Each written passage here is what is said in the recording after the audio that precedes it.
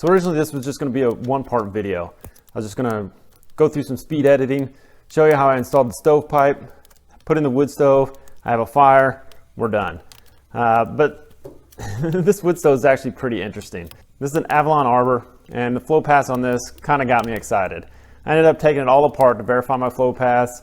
One of them threw me off completely, but it totally makes sense when you actually look at it. So it is ripped apart about halfway. I'm going to rip it apart all the way here in a little bit, and then we'll talk about the flow paths in part 2. But right now we're going to go through the speed editing and get the stovepipe installed down here and on the roof, and then I'll show you what that looks like. All right, it looks a little rough, but stick with me through this. Let's get that stovepipe installed, and then we'll talk about this wood stove in part 2. All right guys, stay tuned, get subscribed, set reminders, like, share, all those great things. Let's go. So one of my normal rules is to never put a hole in the roof. Always take it out the side and bring it back up. But in this case, putting the chimney for my wood stove out the roof is the right answer. It's just so straightforward, it's so much easier, so much cheaper, so much better in the long run. So I'm gonna do it this time. Plus, I gotta replace this roof anyway, because this guy's leaking and there's no coming back from this. This guy has to come out, a new chimney has to go in. So for now, I'm going to replace one of these panels and make both things happen. All right, guys, let's get to it.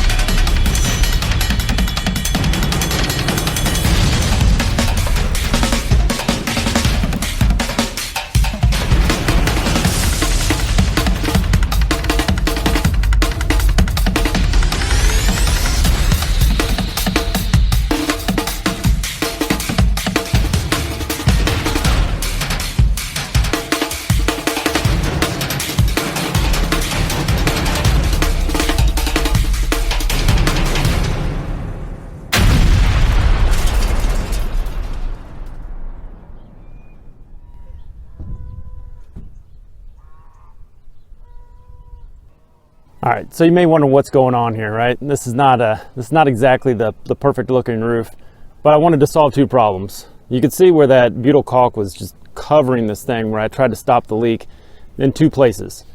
And I covered up this piece, which you'll kind of see in this better video over to the right, to the left, whatever. So it covers up the peak, so water or snow will run down both ways, but it won't go where that butyl caulk was. One thing I wanted to cover on this 2x6 you see behind me, I want to address that. That's not any kind of support at all. When I put in the supports for this double wall stovepipe, I put a 2x4 around there so I had something to screw to when I put that flange on. Well, I'm not sure exactly how close that is. It's probably within that 2-inch or less, and my concern is that it might get too hot for that 2x4.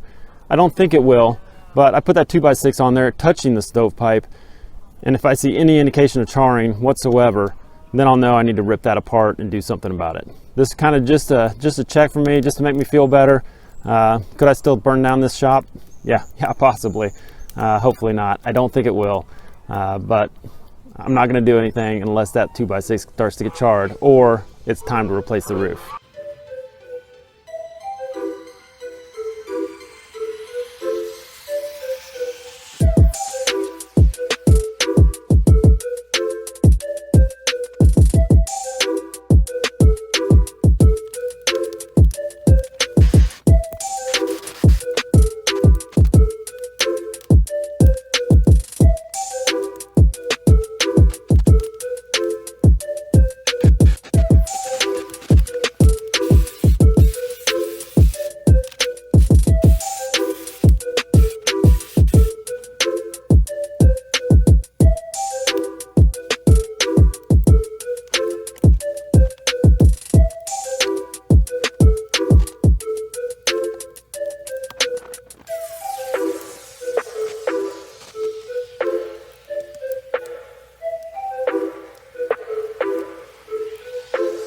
All right, I wanted to talk about this part above me specifically.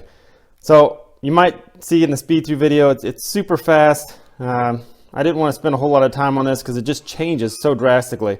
I originally had the 2x4s really close together, but next to that single wall pipe, it's just not a good idea. So I got some brackets from actually an old bed frame that we're never going to use.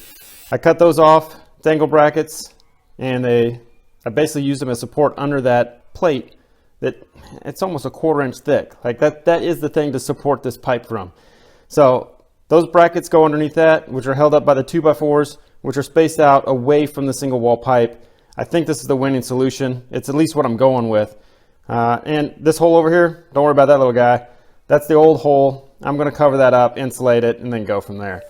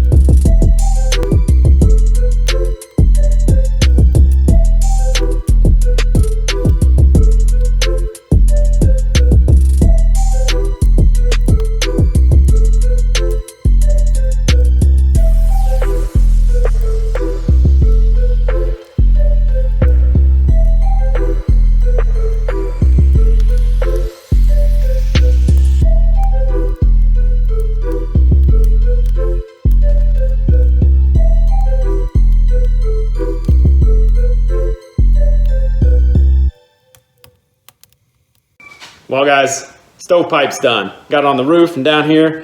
Everything's ready to go. A couple things I wanted to bring up. That stovepipe goes inside as you go from top to bottom.